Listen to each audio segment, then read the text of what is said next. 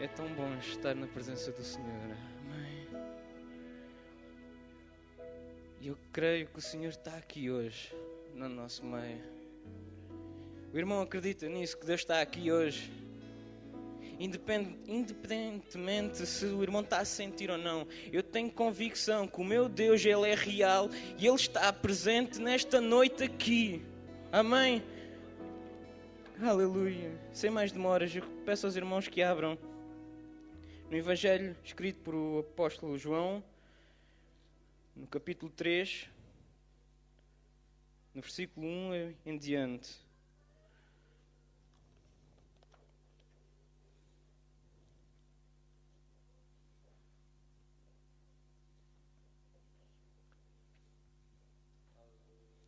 Glória ao nome do Senhor. No Evangelho de João, capítulo 3, no versículo 1.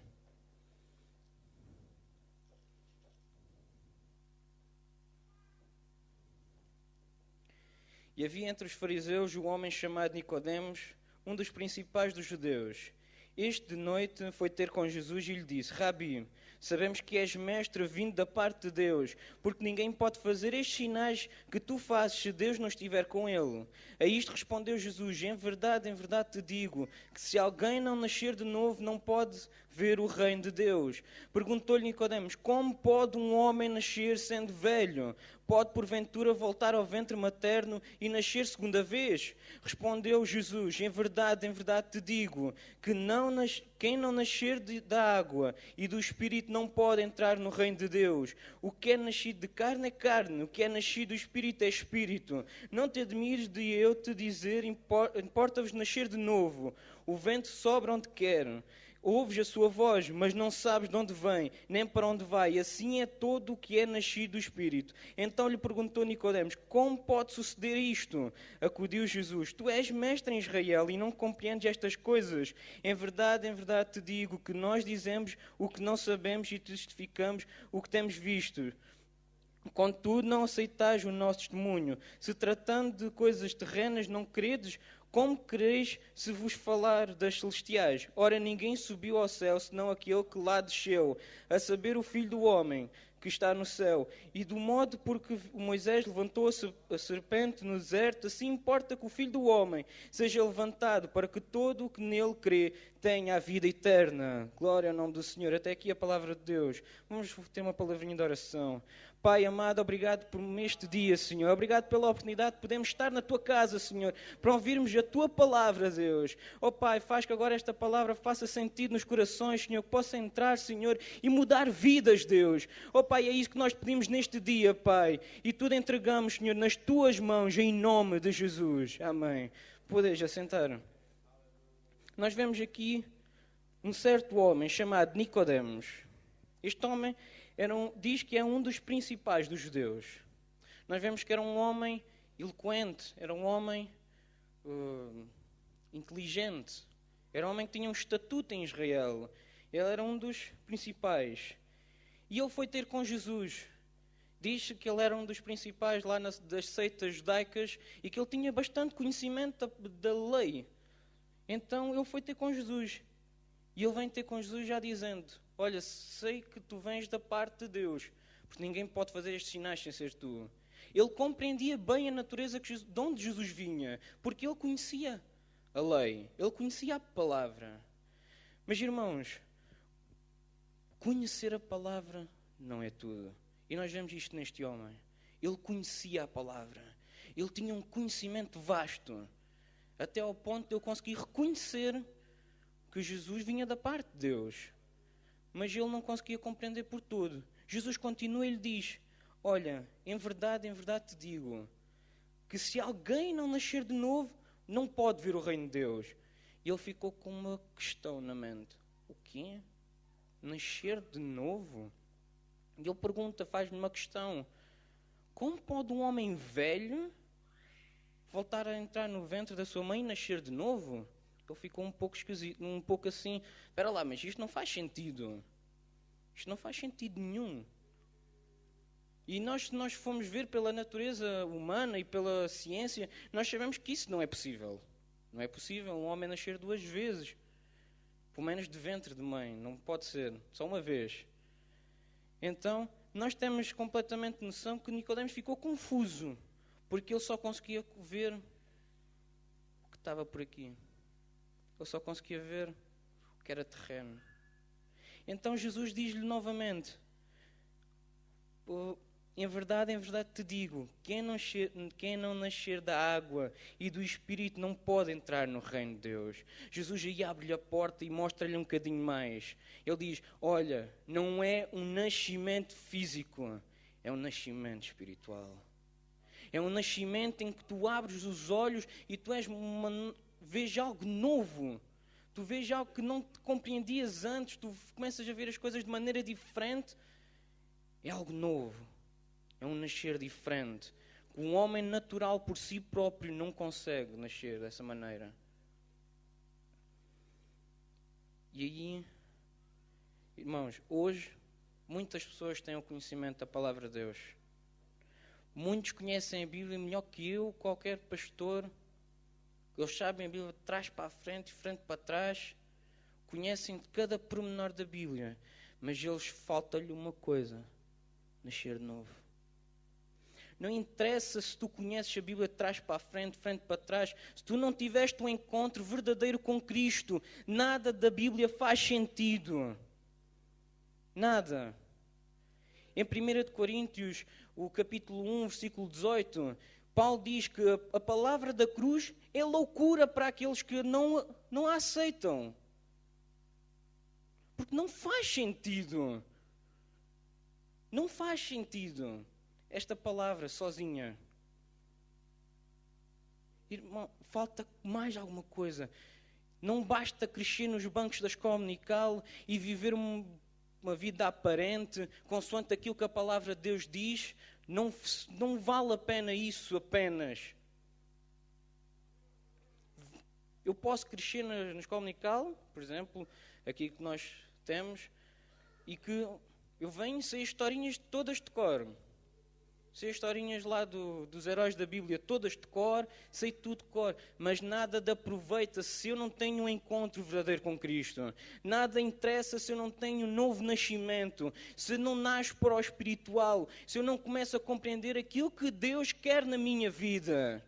Porque Deus tem um propósito para cada vida, seja quem for, Deus tem um propósito para a tua vida, individual.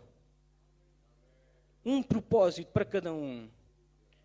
Deus é um Deus maravilhoso, Ele vai ao pormenor, Ele tem um propósito diferente para cada um. Cada um. Para mim, foi para ir para o Instituto Bíblico. Para outro irmão, para outro lado qualquer.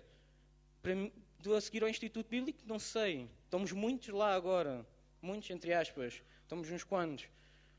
Era bom que fosse mais. Mas a partir daquele momento vamos nos dividir e ninguém vai para o mesmo lado, não vão juntos. Cada um vai para um sítio, cada um tem uma chamada diferente, consoante o que Deus quer. E quando nós temos um nascimento espiritual, nós começamos a ver estas coisas diferentes. Nós começamos a ver cada pisada que nós damos de uma maneira diferente. Nós começamos a ver aquilo que Deus tem para nós de uma forma completamente diferente. E existe uma necessidade de nascer de novo. Se tu ainda não tiveste este encontro com Deus, se tu ainda não nasceste de novo, hoje é o dia ideal. Nós não sabemos o dia nem a hora em que o nosso Jesus Cristo vai voltar. E Ele virá buscar a sua igreja. E aqueles que não estiverem preparados, aqui ficarão. Mas aqueles que estiverem com Ele, tiverem um verdadeiro encontro. Não é um encontro em que eu levo a Bíblia, eu estudo a Bíblia, em que eu tenho só palavra. Porque a palavra diz em 2 Coríntios 3:5, a palavra mata e o Espírito vivifica. A palavra mata. Porque se a palavra não fizer sentido juntamente com o espiritual, juntamente com o Espírito Santo, nossa vida, apenas vai fazer com que eu tenha cada vez mais conhecimento para a minha própria consequência. Unicamente a palavra vai servir para a minha condenação.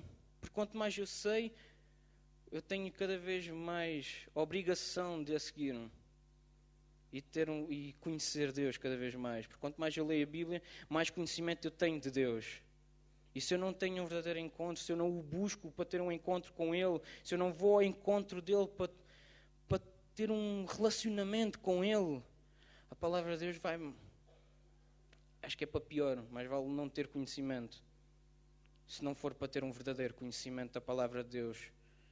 Então nós vemos que Nicodemos, ele era um homem que só conhecia a palavra. Ele era um homem que tinha a lei ali junto dele. Ele conhecia, ele sabia. Até que Jesus continuou-lhe dizendo... Então perguntou Nicodemos, como pode suceder? E que disse Jesus, tu és mestre em Israel e não compreendes estas coisas? Jesus pergunta-lhe, então, mas tu és mestre, como é que tu não compreendes estas coisas? E ele continua dizendo que se tratando de coisas terrenas não credes, como quereis vos falar das celestiais? E ora que ninguém subiu ao céu, senão aquele que lá desceu, a saber que o Filho do Homem, o de modo que porque Moisés levantou a serpente no deserto, assim importa que o Filho do Homem seja levantado. Jesus já estava dizendo, importa que eu seja levantado uma cruz para morrer por cada um de vocês, para vocês terem um livre caminho para chegarem a Deus. Era se ele estava a demonstrar já o caminho que eles tinham que seguir, olha, é por aqui. Eu já estava a mostrar o caminho da cruz, porque só a partir de Jesus nós conseguimos chegar a Deus. Só através de Jesus. Não é através de mais ninguém. Só a partir do Senhor Jesus. Os irmãos estão aí? Amém. Então Jesus já estava demonstrando. Ele não apenas diz que ele tinha que nascer de novo, mas ele mostra-lhe qual era o caminho para nascer de novo. Tu, para nasceres de novo,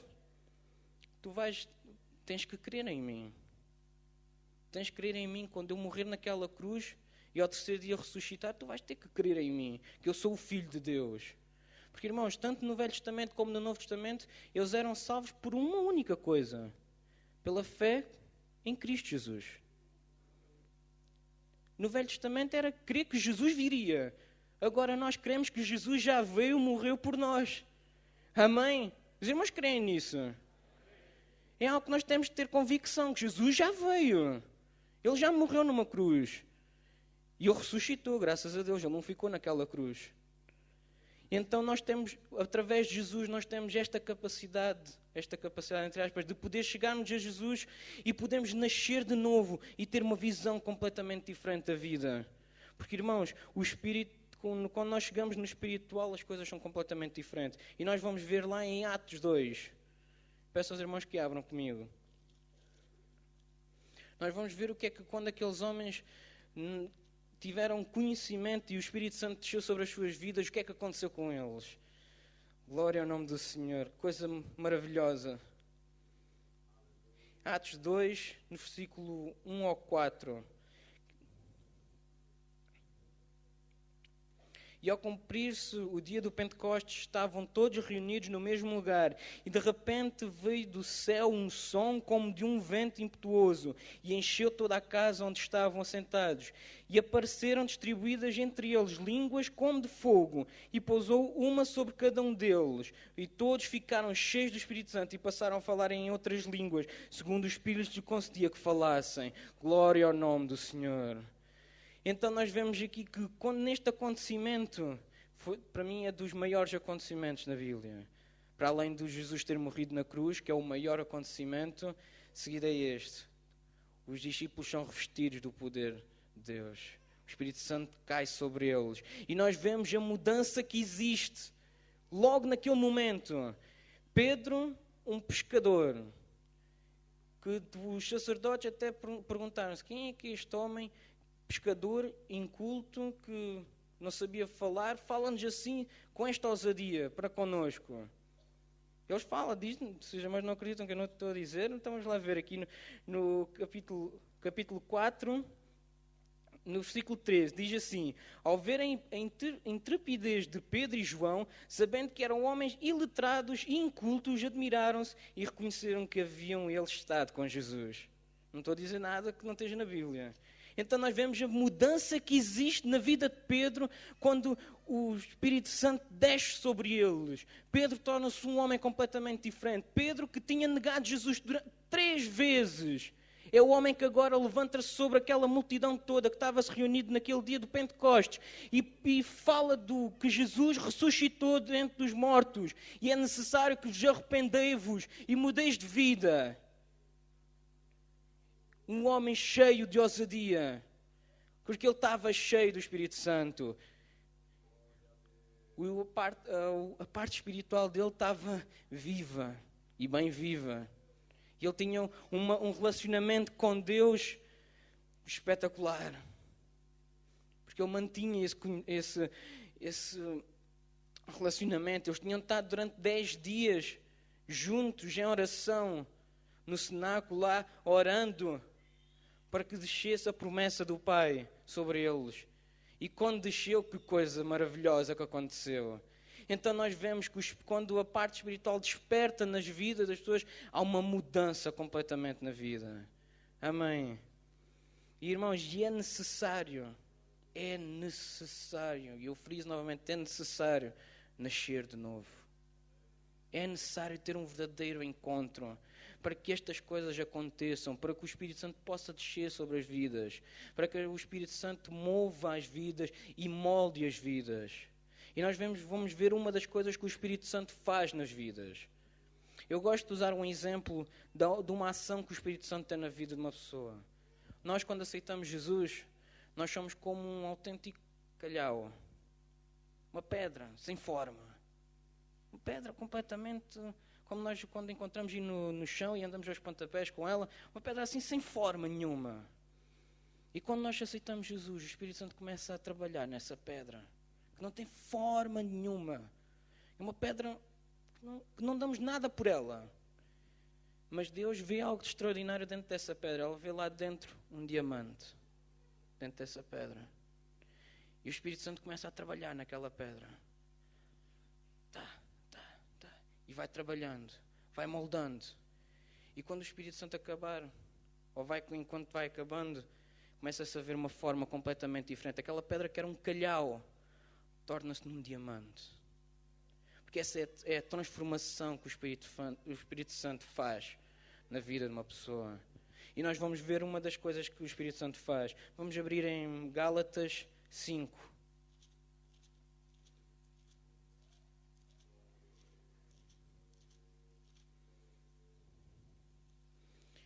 Gálatas 5, a partir do 16 ao 26. E nós vamos ver um pouco das coisas que realmente não fazem parte. Primeiro vamos ver coisas que não fazem parte daquele que é nascido de novo. Que eu dei-lhe um título, não está na Bíblia, mas é o fruto da carne. É um fruto que é trazido da carne, da nossa natureza natural. Que diz assim, a partir do 16: Digo, porém, andai no Espírito e jamais satisfareis a concupiscência da carne, porque a carne milita contra o Espírito e o Espírito contra a carne, porque são opostos entre si, para que não façais o que porventura seja do vosso querer. Mas se sois guiados pelo Espírito, não estáis sobre a lei. Ora, as obras da carne são conhecidas e são prostituição, impureza, lascívia, idolatria, feitiçarias, inimizades, porfias, ciúmes, iras, discórdias, dissensões, facções, invejas, bebedices, glutonarias e coisas semelhantes a estas, a respeito das quais eu vos declaro, como já outrora vos preveni que não herdarei o reino de Deus os que tais coisas praticam. Até aqui primeiro. Então nós vemos, primeiro de tudo, nós sabemos que o Espírito milita contra a carne contra o Espírito. Nós temos completamente noção que não é fácil permanecer numa vida constante com Deus. É difícil. É algo bastante difícil, porque nós estamos com uma luta interior constante, uma luta interior que está sempre o nosso querer, a nossa vontade a lutar para que nós façamos e a vontade do Espírito Santo dentro de nós a lutar para que nós façamos a outra parte. Paulo diz que aquilo que eu quero não faço e o que não quero, isso eu faço. Era uma luta constante. Há uma luta constante dentro de nós. Muitas vezes, a preguiça, que também não é uma coisa vinda de Deus, toma conta de nós e nós ficamos lá deitados. Ai, hoje não apetece fazer nada. Mas dentro de nós está aquela luta. Ai, mas tenho que fazer aquelas coisas, tenho que fazer aquilo, tenho que fazer aquilo outro. Se calhar devia estar a orar, devia estar, este tempo que tenho livre, porventura devia estar a orar, devia estar a ler a palavra. Mas estou aqui deitado, ai que bom. A nossa carne está satisfeita, estamos lá deitadinhos. A parte de orar, dobrar o joelho, essa parte ela não gosta, a parte da carne. Não dói porque dói os joelhos. Ficar lá muito tempo no chão. Custa ficar lá a orar. Muitas vezes vem à nossa mente, e porventura dos irmãos também, epá, perca de tempo. Estou aqui eu, tenho tanta coisa para ir fazer, estou aqui eu a orar. Tenho tanta coisa, tenho a louça para lavar, tenho calças para engomar, tenho tanta coisa para fazer e estou eu aqui a orar. Mas essa é a luta. Essa é a luta. É a luta do espírito contra a carne e a carne contra o espírito. Fazer aquilo que nós não queremos fazer. E nós vemos quais são as coisas que na carne agrada fazer. Nós vamos lá ver. Olha, a imoralidade sexual, que é a prostituição, que é o que se mais vê hoje na nossa sociedade. É uma coisa natural e prazerosa. Todo mundo faz, todo mundo é quase propaganda na televisão. Olha que tão bom, olha que traz isto assim, é tão giro. É quase propaganda, é uma coisa que a carne gosta e serve para vendas e tudo. É uma coisa que a nossa carne gosta, mas o espírito não. Deus não se agrada da imoralidade sexual. Nós temos depois o quê? Temos a impureza, a imundícia. Deus também não se agrada. São coisas que também para nós, muitas vezes, estamos naquela, não apetece muito. A libertinagem. Atos que indecentes que chocam o público. Eu te fui buscar esta característica ou o exemplo do que é a libertinagem. São coisas que nós queremos fazer à nossa vontade, não queremos saber de ninguém. Se interessa é que eu esteja bem. É a minha libertinagem. Eu faço o que quero, o que posso e não me interessa mais ninguém. Os outros que se danem. Peço perdão pela expressão, mas é um pouco assim que se pensa. E principalmente o português tem muito essa mania, entre aspas, que é, desde que eu me desenrasque, está bom. Não importa o que me pensem os outros. E isso é libertinagem. E Deus também não se agrada disso. Deus não gosta. Idolatria, adoração de ídolos. Hoje nós já não temos tão claramente a parte dos ídolos como havia naquela altura, mas ainda temos. Pessoas que são loucamente por estrelas pop, são loucas por elas, vão atrás delas país a país. Pessoas que idolatram os jogos de computador, não podem viver sem eles, se tiram-lhe aquilo, perdem o santinho deles. Os clubes de futebol, há pessoas que são fanáticas, aquilo é uma religião. Todo o santo domingo ou sábado têm que ir ver a bola lá no estádio, senão adoecem, ou que têm de ver na televisão. E irmãos, isso é idolatria também. Não é só se tiver lá o santinho e estivermos lá na frente, não.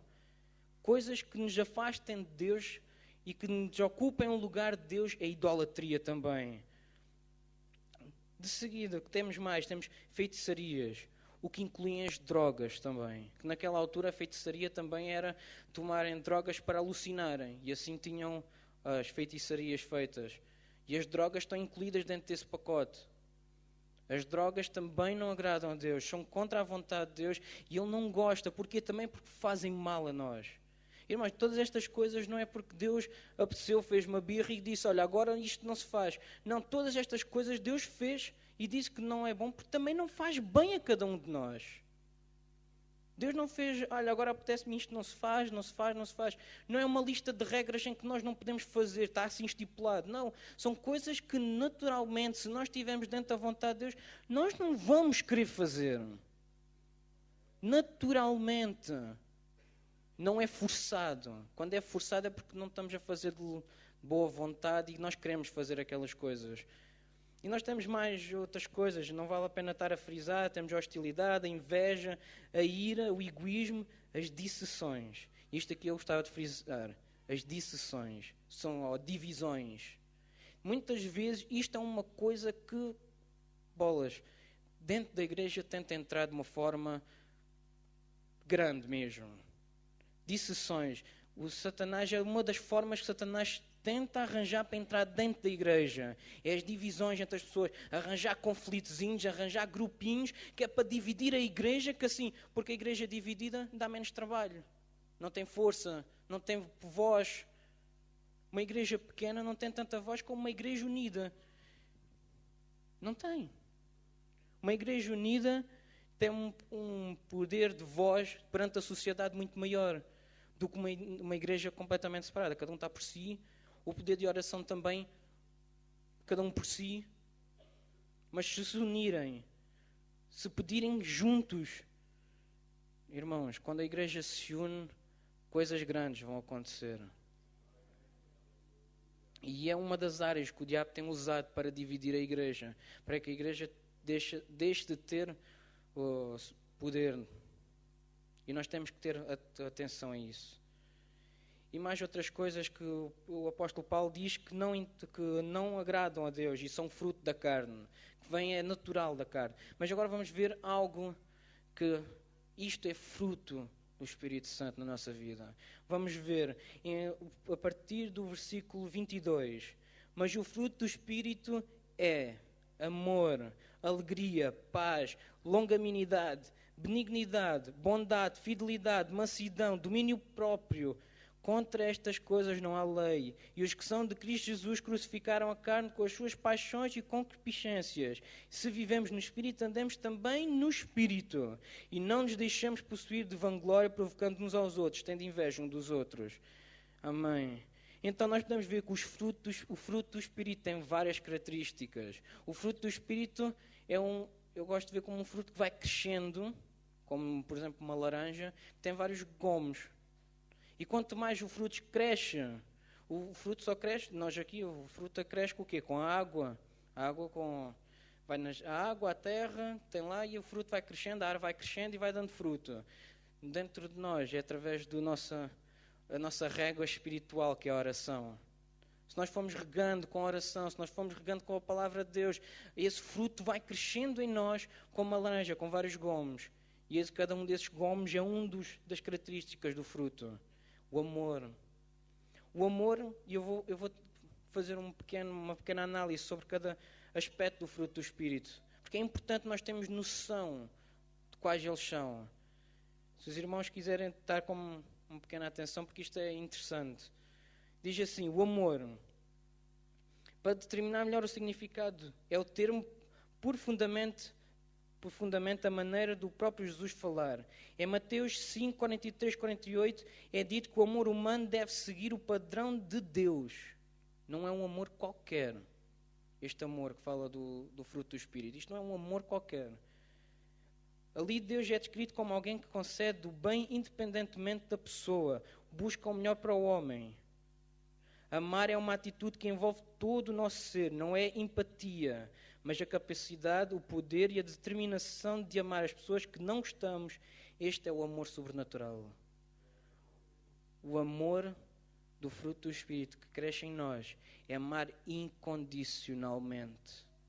Não é empatia, porque empatia é quando nós conhecemos alguém, olha, esta pessoa condiz comigo. Tenho empatia por ela. E é fácil amar essa pessoa, é fácil conseguir conhecer essa pessoa, mas o amor sobrenatural, que é o amor que é dado por Deus, esse não. Esse até é as pessoas que nós não temos empatia, as pessoas que nós às vezes até podíamos achar detestáveis para nós, que têm um caráter que nós não suportamos, tem alguma coisa que nós não temos, não dá para mim, não dá. Esse, nós conseguimos amar essa pessoa incondicionalmente. Este é difícil, é muito difícil. Por isso é que é só através do Espírito Santo que nós conseguimos ter este amor. E esse amor o nosso amor é reflexo do amor de Deus. E dele obtém o seu padrão e poder. O amor de Deus é imersido e é derramado em nossos corações. E isso causa uma profunda transformação. Uma capacidade em perdoar. É um amor que excede todo o entendimento. É um padrão de vida do cristão. O cristão deve viver neste amor. Ele excede todo o entendimento. Não um amor que nós não conseguimos entender. Que é o amor de Deus. Se nós formos pensar, o amor de Deus não faz quase sentido. Nós falhamos tantas vezes perante Deus, nós fazemos tanta coisa que não agrada a Deus, e mesmo assim, Ele nos ama. Mesmo assim, Ele nos ama.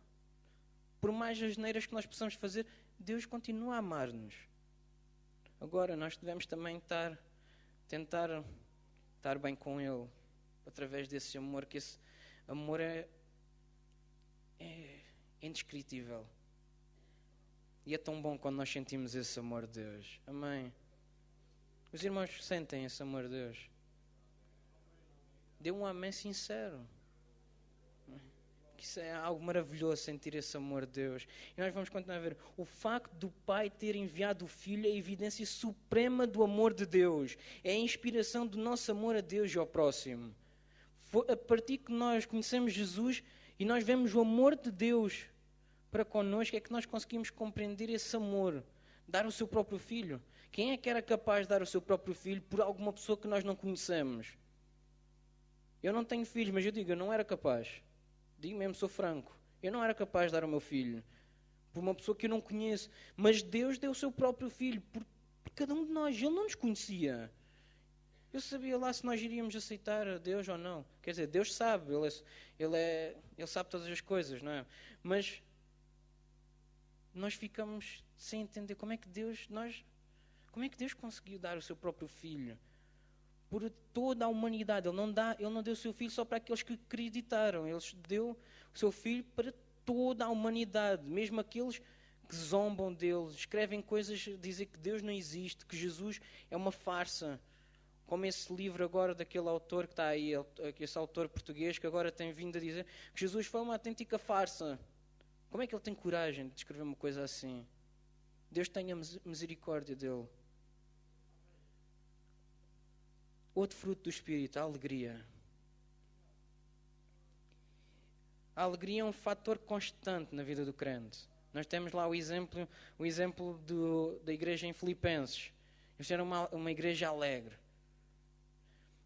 E resulta de um relacionamento consistente com Deus.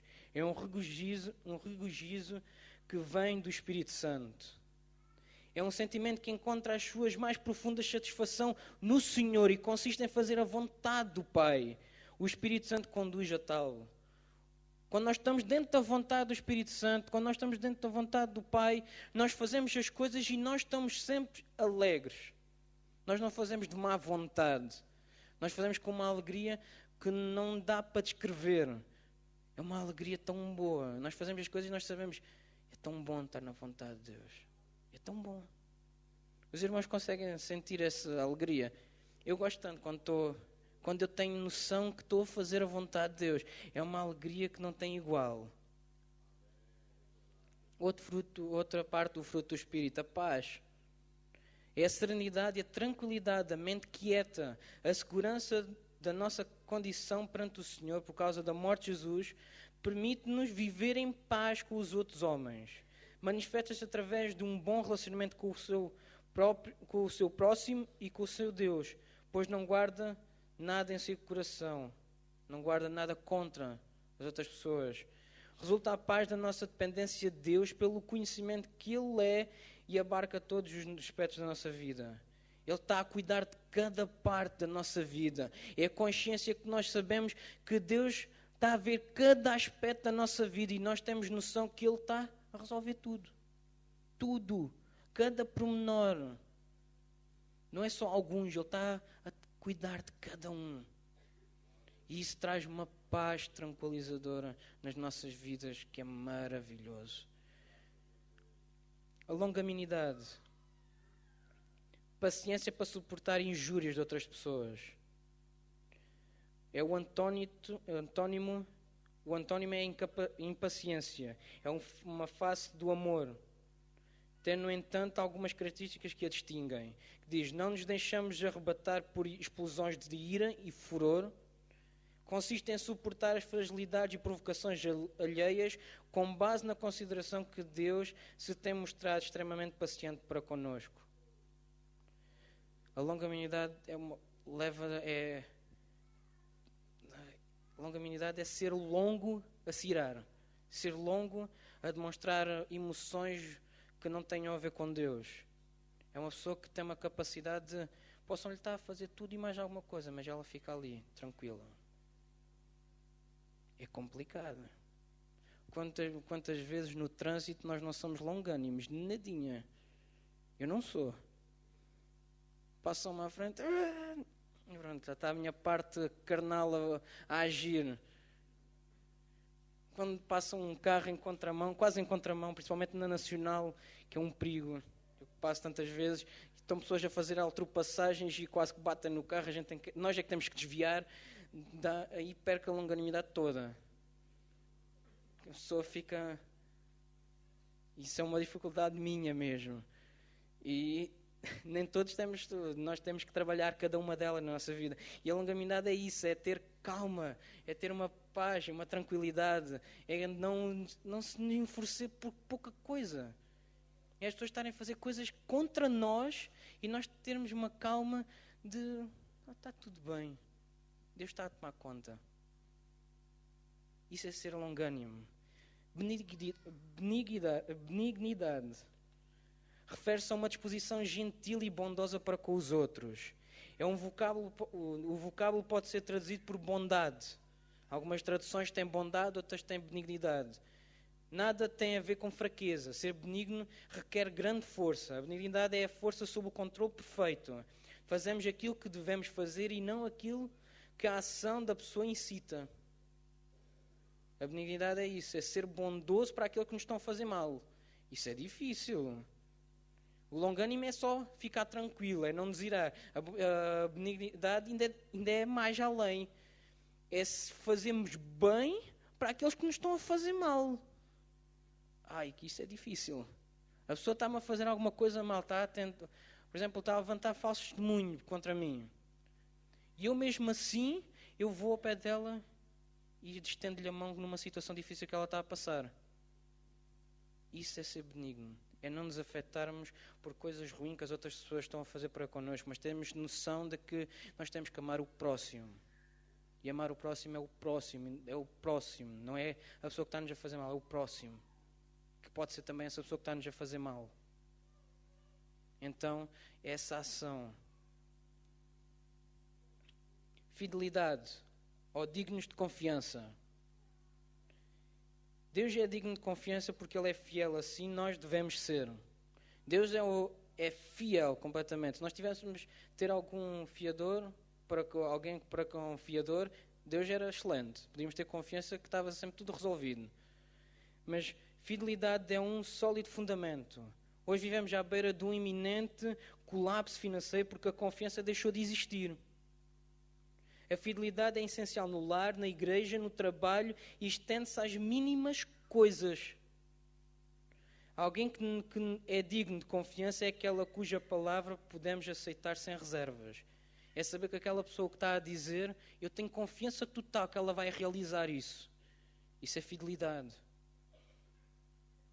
E essa fidelidade é da coisa mais difícil para com o ser humano. Quantas vezes nós não somos fiéis perante Deus? Quantas vezes nós não somos fiéis para com os nossos amigos? Fiéis nem pequeninas coisas, nem coisas grandes, é pequeninas. Nós damos a palavra, olha, em tal dia vou lá estar na tua casa, vou estar lá a ajudar-te a fazer a mudança da casa, ou fazer uma pintura na parede que tu lá precisas, então eu vou estar lá. Quando chega na altura, olha, aconteceu aquilo, olha, não vou poder estar. Pronto, deixamos a pessoa de mão. Isso não é fidelidade. Isso é não ter compromisso, é não podemos confiar nessa pessoa.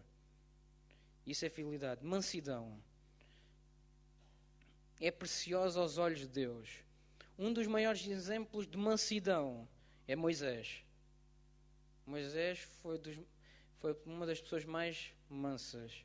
É o autocontrole e o controle da parte impetuosa da nossa natureza. É a submissão dócil, é a atitude com que se deve aprender. É o espírito em que a disciplina deve ser exercida, com que se deve enfrentar a oposição e dar testemunho. É uma atitude interna e Jesus é o grande exemplo.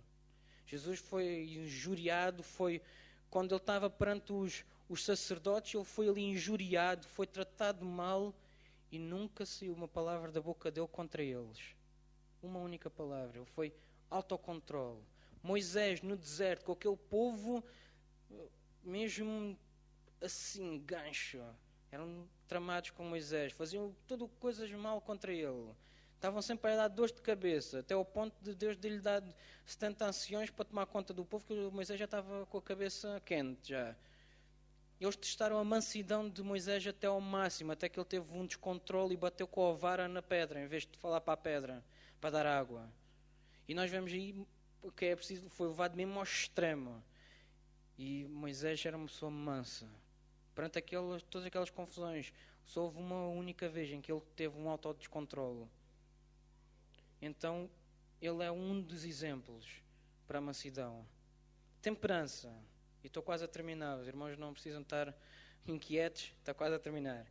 Temperança. Domínio dos próprios desejos e apetites. Paulo aplica o atleta em 1 Coríntios 9, 24 a 27. Deve ser exercitado. Esta parte aqui, a temperança, deve ser exercitada. Aplica-se ao comer, ao beber, ao descanso, aos luxos, às emoções. A capacidade de viver neste mundo e usufruir de tudo sem que deixar que nada o domine. Ui, que coisa difícil. Esta parte é difícil. É nós termos conhecimento das coisas do mundo, não é todas as coisas, porque há coisas que nós sabemos que não devemos fazer, mas é tomar conta das emoções, do lazer, das coisas boas que este mundo tem, que Deus deu para nós, mas deixe de levar até ao ponto é que nós sabemos, pronto, que está o risco. Daqui não posso passar, eu sei que daqui já não controlo. A partir daqui já não é bom para a minha vida. E isso tem tudo a ver com o comer, com o beber. Um copinho de vinho à refeição faz bem, mas a garrafa toda já faz mal. Comer um prato de feijoada é bom. O tacho todo da feijoada já faz mal. Então, tem tudo a ver com isso. É temperança. É saber os nossos limites. É ter autocontrole sobre os nossos limites. E todas estas coisas que eu falei, todas estas características, faz parte do fruto do Espírito em nós. São coisas que vão crescendo em nós quanto mais nós temos conhecimento de Deus, quanto mais nós nos chegamos a Deus. E isso é através de um novo nascimento. Eu volto a frisar. É necessário nascer de novo. E, irmãos, e nós tivemos agora aqui eu penso que os irmãos ficou fácil de perceber o que era o fruto do Espírito. Ficou fácil. E nós temos que tentar cultivar isso dentro de nós. Tentar cultivar este fruto do Espírito. E como é que nós podemos praticar ou tentar fazer com que esse fruto cresça? Nos dedicando a Deus. Buscando a Deus, orando. Porque, irmãos, se nós tivéssemos uma sociedade cheia, com pessoas espirituais, com o fruto do Espírito crescido, irmãos, nós tínhamos a sociedade perfeita. Mas nós somos humanos e somos imperfeitos. E por isso que as coisas não correm bem. E há problemas em todo lado. Todo lado há problemas. Porque as pessoas fazem tudo aquilo que não agrada a Deus. Fazem tudo aquilo que a própria carne querem. E aquela luta entre o Espírito e a carne ganha sempre. A carne está sempre lá, ganha sempre. É complicado. Se o Espírito não é abastecido, se o Espírito não está a ser reabastecido, não está a ser cultivado, a carne vai sempre ganhar. A carne vai estar sempre a ser cultivada, vai estar sempre a ser regada, vai estar sempre lá bem rija, bem forte. Ela vai ganhar sempre. Mas se nós permanecemos numa vida espiritual, uma vida dedicada a Deus, orando e estudando a palavra, mas estudando a palavra com o conhecimento, com a parte espiritual incluída. Porque, como eu disse no início, a palavra sozinha só serve para condenação. A palavra sozinha. Muitos ateus conhecem a Bíblia melhor que crentes. E já me deparei com pessoas não cristãs que conhecem melhor a Bíblia que eu. E muitas vezes nós, cristãos, saímos envergonhados desses encontros, porque não conhecemos a Bíblia como nós devíamos.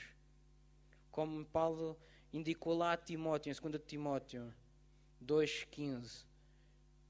Então nós temos que estudar a Bíblia, mas nós temos que exercitar, não podemos ficar na teoria apenas. A teoria nada serve, serve é prática. Nós temos que viver consoante aquilo que Deus quer. O fruto do Espírito não é uma coisa forçada. Ele não cresce forçado. Os irmãos já conseguiram fazer uma laranja sair da árvore forçado? Eu nunca consegui. Não sei se tem alguma bomba para pisar para a bola encher, mas eu nunca consegui encher a laranja. Não dá para forçar. Tudo tem o seu tempo. E tem que ser cultivado, tem que ser regado. Então nós temos que cultivar também esse fruto do Espírito em nós. E isso vai ser uma coisa natural na nossa vida. Todas estas ações que nós acabamos de ver, todas estas características, elas vão brotar em nós de uma forma natural. E nós vamos viver naturalmente, consoante a palavra de Deus. Vamos ficar de pé, irmãos.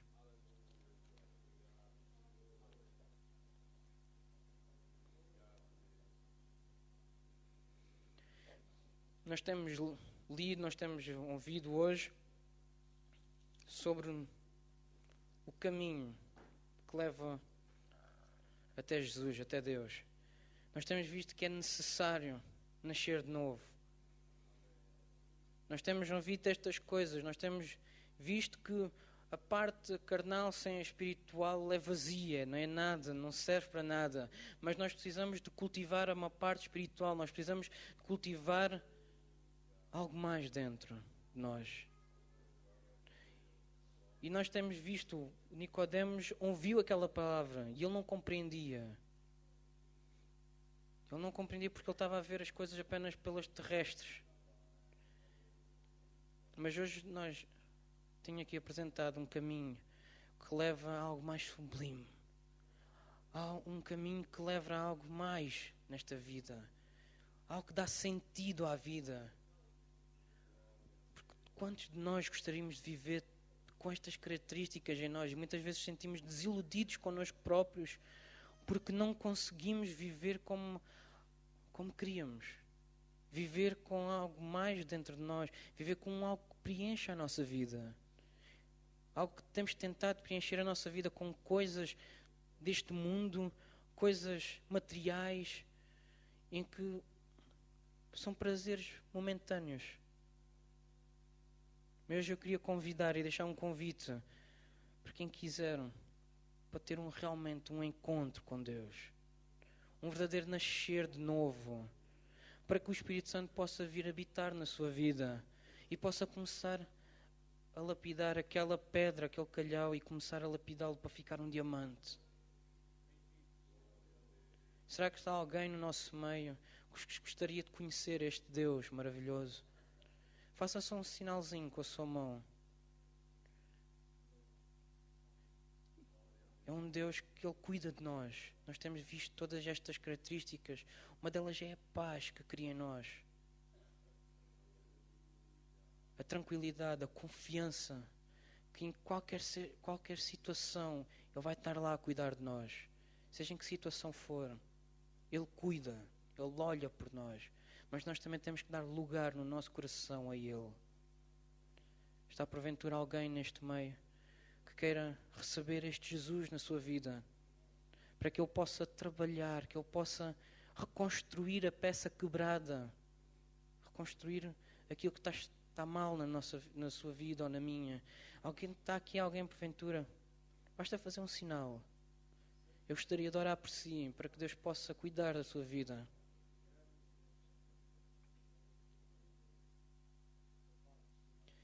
Então eu gostaria, se não está ninguém no nosso meio, eu gostaria de entregar a palavra a Daniel. Vamos estar orando.